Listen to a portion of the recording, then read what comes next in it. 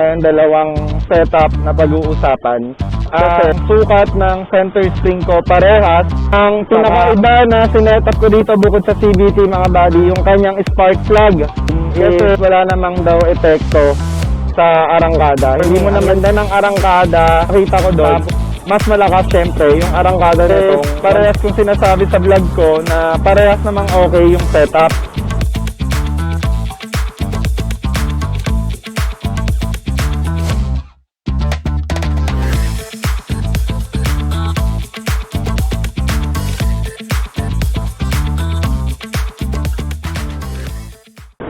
So what is up mga buddy? Ayan. So muli na naman tayo nagbabalik. At this time mga buddy for this vlog is pag-uusapan na natin yung aking setup sa aking CVT. At syempre yung isang dinagdag ko rito bukod sa CVT setup natin. So ayun yung mga pag-uusapan natin sa video to mga buddy. Kaya let's go! So dito mga buddy sa vlog natin meron tayong dalawang setup na pag-uusapan. Kasi itong setup ko ngayon, which is yung nakalagay sa akin ngayon, nabago ko na to compared dun sa setup na i-discuss ko sa inyo nung nasa Tagaytay tayo.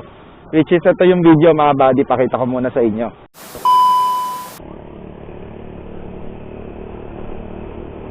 So yung nakita nyo mga buddy, hindi na masyadong nahihirapan yung Bergman natin paangat sa mga ganitong katatarik na lugar. Unlike nung una-una nating vlog na papuntang Rizal, na hirap siya dun sa all stock. So soon, i-reveal ko rin yung setup na ito.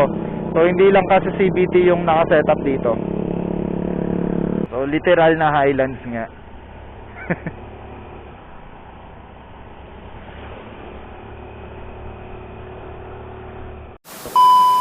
So yung setup natin mga buddy dun sa Tagaytay, ang sukat ng center spring ko parehas, saka ng clutch spring ko ay 1,000 RPM. Tapos ang sukat, ang timbang naman ng bola natin nun mga buddy is 18 grams straight.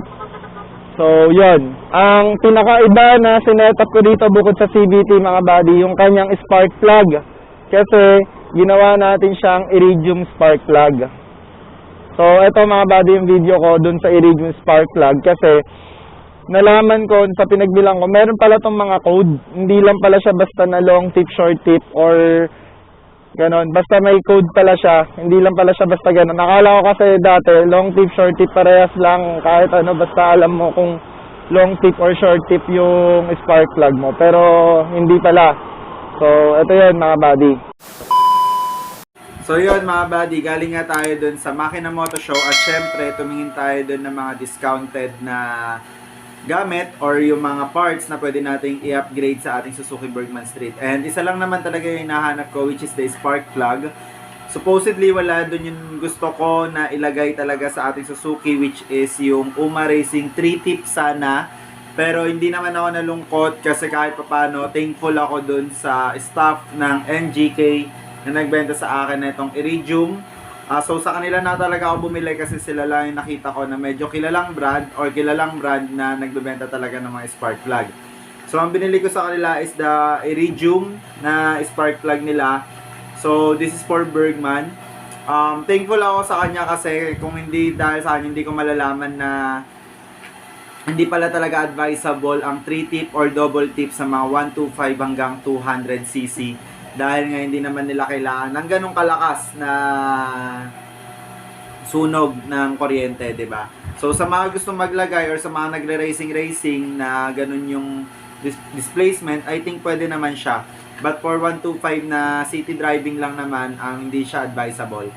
So ngayon, itatry natin siyang ilagay sa ating Suzuki Bergman Street. Hindi ko na siya papakita kung paano paglagay, alam niyo naman na 'yan. So, babalitaan ko na lang kayo dun sa magiging performance nito. I'm not sure kasi kung magiging mas malakas siya sa gas. Pero, ayan, babalitaan ko kayo. Pero, titingnan ko rin kung meron din siya improvement sa performance niya. Which is yun naman talaga yung target ko bakit ako nag-upgrade ng Iridium spark plug. And good thing mga buddy dun sa NGK, may natutunan talaga ako. Kasi akala ko dati, basta short tip or long tip, pare-parehas lang siya. Binigyan nila ako ng tip na pagdating pala sa bawat motor is may code na sinusunod for spark plug. So ito yung code for Suzuki Bergman. And I'm not sure kung nakikita siya, pero ilalagay ko na lang din dito sa video yung mismong code niya. So, good thing, at least kahit paano may natutunan ako. And I know yung iba dyan sasabihin na basic na yan, common na yan, alam na natin yan. For me, ngayon ko lang talaga siya nalaman as ilang years pa lang sa pagmumotor, and I'm willing to learn and marami pa tayo malalaman. So, yung mga bagong rider na subscriber natin at nanonood sa atin, stay tuned lang kasi i-share ko sa inyo lahat ng mga bago kong nalalaman. So tara, kabit na muna natin to. So, kamusta naman mga buddy sa 1,000 center at 1,000 clutch spring tapos 18 grams na bola? So, yun. Pero before natin pag-usapan yan mga buddy, i-discuss muna natin tong spark plug since ito yung isa sa naging upgrade natin sa ating Bergman Street 125. First of all mga buddy, ang sabi sa amin ng mekaniko ko na actually sa kasa yon, ang spark plug na iridium is wala namang daw epekto sa arangkada. Hindi mo naman daw ramdam yon yung epekto niya sa arangkada. Mas mararamdaman mo pa nga daw yung lakas niya sa gasolina. So yun mga buddy. So yeah, naniwala naman ako doon, kaya nung at first is medyo nag-doubt ako, pero I try mga buddy, nag-try pa rin ako. Kasi nagkaroon ng isang event na doon ako bumili nung iridium spark plug, which is kasi may discount. So sabi ko, why not na i-try ko muna, 'di ba? Though kahit may idea na ako or alam ko na, sinubukan ko pa rin siya. So ngayon, ang tanong mga buddy is totoo ba na wala talaga bang epekto sa arangkada yung spark plug kapag nag-upgrade ka? So for me mga buddy na nakapagpalit ng spark plug na iridium, meron siyang epekto, ramdam mo na lumakas yung arangkada niya, pero hindi mo siya gaanong ramdam. Kumbaga kung kabisado mo motor mo, yes, ramdam mo siya. Pero hindi siya ganong kalaking epekto na talagang mapapawaw ka dun sa arangkada. Hindi naman ganon. Konting-konti lang mga buddy. Halos kung hindi mo kabisado yung takbo ng motor mo, hindi mo mararamdaman talaga. And lumakas ba sa gasolina? Yes, lumakas talaga siya sa gasolina mga buddy. So, totoo yung sinasabi ng mekaniko ko na lalakas siya sa gasolina. So yun mga buddy, in terms of spark plug, meron siyang epekto sa arangkada, lalakas siya, pero hindi siya ganun kalakas o hindi siya ganun karamdam tulad ng pag sa CVT ka nag-upgrade. So ngayon mga buddy, pag-usapan naman natin yung setup natin noon sa ating CVT, yung 1,000 na parehas na center spring at clutch spring, tapos 18 grams na bola na straight. So pag-usapan natin siya mga buddy. So yung mga buddy, goods na goods ako doon sa ganung setup, as in na ang ganda ng for me, ang ganda ng arangkada. Tapos may dulo siya, pero hindi naman ganoon kalakas sa dulo, pero at least may dulo pa rin siya. So yun mga buddy yung nagustuhan ko doon. So talagang hindi ako nabibitin doon kahit paakyat. So goods na goods ako doon sa setup ngayon. So ngayon ang question, bakit ako nagpalit ng CVT ngayon? Gusto kong subukan tong setup na to mga buddy. Ngayon ang plano ko talaga is 1-2 ang clutch spring, then 1,000 lang ang center spring. That is the original plan mga buddy. Kaso nagkataon na walang available na 1,000 na center spring, which is parehas lang 1,200. Palitin na rin naman yung center spring ko kasi sa lambot na rin nun yung 1,000 ko na yun. So pinalitan ko na ng 1,2. Kaya ang setup natin ngayon mga buddy dito sa ating Bergman Street 125 na nakakabit ngayon dito ay 1,200 na center spring at clutch spring. Tapos ang bola natin mga buddy still 18 grams pa rin. So ngayon mga buddy, siguro tatanungin niyo ako, ano naman ngayon yung naramdaman ko or nakita kong pagkakaiba dun sa setup natin before, sa setup natin ngayon. Nakita ko dun, mas malakas syempre yung arangkada netong 1,200. Paano ko nasabi? For me, mas may hatak tong 1,200. Kasi, ang nakita ko dun, nakaibahan, dun sa 1,000 parehas mga buddy, kapag nasa 60, 70 na ako, tapos binaba ko yung throttle, tapos piniga ko ulit, stay lang yung RPM niya, wala akong nararamdamang kadyot. Dito mga buddy sa 1,200, ayan o, kada ibababa ako, may nararamdaman akong kadyot sa kanya. So, parang mas napapaangat niya pa yung RPM kada binababa ko. I'm not sure kung tama yung term ko, pero parang ganun, yeah. Sana nagigets nyo. So, ito yun, yung nasa unang video natin. Yung nasa unang part ng video natin, ito yun. Pakita ko ulit.